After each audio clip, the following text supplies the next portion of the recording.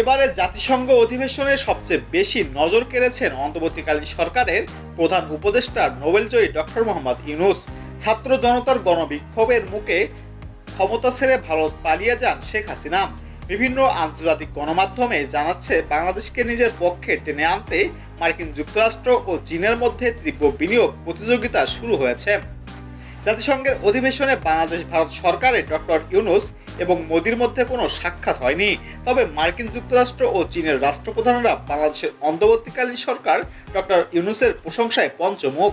দুই দেশের তরফে বাংলাদেশে বিপুল বিনিয়োগ আসছে বলেই খবর। ডক্টর ইউনূস বলেছেন, চীনের সঙ্গে বাংলাদেশের সম্পর্কের নতুন একটি অধ্যায় খুলতে চাই।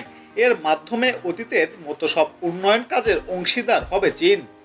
এদিকে ওয়াং ইন চীন বলেন, চীনা সৌর প্যানেল নির্মাণের বাংলাদেশের কারখানা স্থাপনের জন্য প্রফেসর ইউনূস যে আহ্বান জানিয়েছে তা গুরুত্ব দিয়ে বিবেচনা করবে চীন।